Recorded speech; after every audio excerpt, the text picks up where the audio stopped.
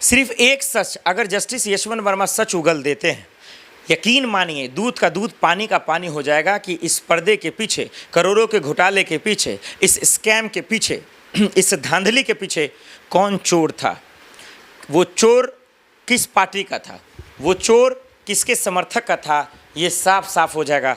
लेकिन इस सब में जस्टिस यशवंत वर्मा को साथ देना पड़ेगा, मुंह नहीं छुपाना पड़ेगा, मुंह नहीं फेरना पड़ेगा कि हमारा गुनाह नहीं है, हमारी गलती नहीं है, हमने ये नहीं किया, हमने वो नहीं किया। आपको बताना पड़ेगा कि आपने आखिर ये पैसा किसका था। आप पैर पीछे नहीं कर सकते जस्टिस यशवंत वर्मा साहब।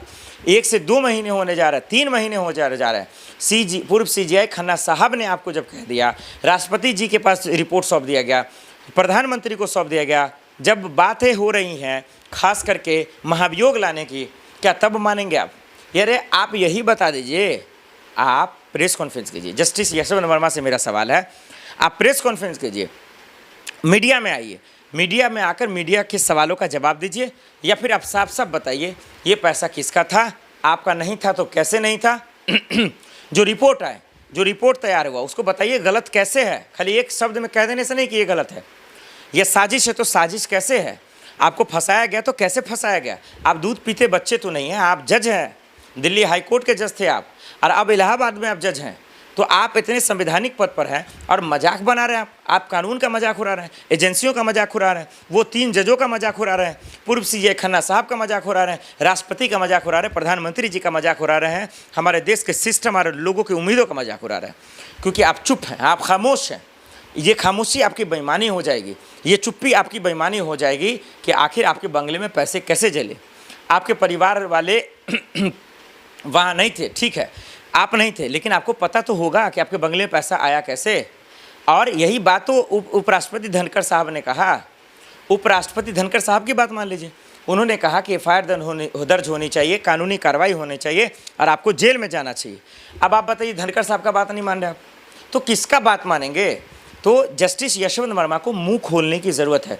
इसका मतलब ये हो जाएगा कि इनको कानून का डर नहीं है। अगर ये कुछ नहीं बोलते हैं तो ये तो वही वज़ीर आज़म वाली बात हो जाएगी, हुक्मरानों वाली बात हो जाएगी। सरकार आपकी, सत्ता आपका, कानून आपका, लॉ आपका, नियम आपका, प्रशासन आपका, पुलिस आपकी, एजेंसियाँ आपकी।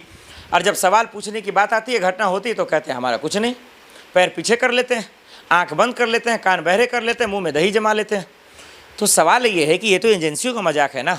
आप खुद एक जज हैं, आपके बंगले में पैसे जले और आप खुद ही कह रहे हैं कि हमको पता नहीं है, आपको कानून पे भरोसा नहीं। अरे आप कानून का साथ दीजिए ना। आपको तो खुद आकर एक बात बताइए, बहुत सारे जजों पे आरोप लगा, बलात्कारी के आरोप लगे, खुद आकर प्रेस कॉन्फ्रेंस किया कि नहीं किया? एक से बढ़कर एक आरोप लगे। तो भाई आप जब ईमानदार हैं, आप सच्चे हैं, फिर आकर आप बयान दीजिए। आप बयान क्यों नहीं देते? तो दिल्ली जज यशवंत वर्मा से सीधा सवाल है, पूरे हिंदुस्तान की तरफ से मेरा सीधा सवाल है, आप मुंह खोलेंगे या नहीं खोलेंगे? आप नोटों की गड्डी जलने का सच लोगों को बताएंगे या नहीं बताएंगे? क्या आपको देश के कानून से डर नहीं लगता? राष्ट्रपति से डर नहीं लगता? प्रधानमंत्री से डर नहीं लगता? देश के सिस्टम से डर नहीं लगता? नहीं लगता तो आप बता दीजिए कि हमको डर नहीं लगता है। आप बता दीजिए कि हम डरने वाले नहीं हैं। आप बता दीजिए कि मैं बेकसूर हूँ, हमको फंसाया गया, इसके पीछे कौन कौन है बता दीजिए। आप बता देंगे दूध का दूध पानी का पानी आ जाएगा। लेकिन जो रिपोर्ट आया है वो तो हैरान करने वाला है। वो रिपोर्ट में तो बता रहा है कि आप दोषी हैं। इसका मतलब ये है कि आप, वो वाली कहावत है, एक तरफ चोरी दूसरी तरफ सीना जोरी, ये नहीं चलेगा। जो गलती है वो एक्सेप्ट कीजिए। गलती एक्सेप्ट करने वाला ईमानदार होता है, गलती एक्सेप्ट करने वाला देशभक्त होता है। तो जज साहब आपको ये सबूत पेश करना पड़ेगा कि आप देशभक्त हैं या देश विरोधी हैं। पैसे जो जले वो किसका था ये आपको बताना पड़ेगा, नहीं तो ये वाकई में न्यायालय के साथ, एजेंसियों के साथ, सिस्टम के साथ बेईमानी होगी, जो बहुत बड़ा शर्मनाक बात है।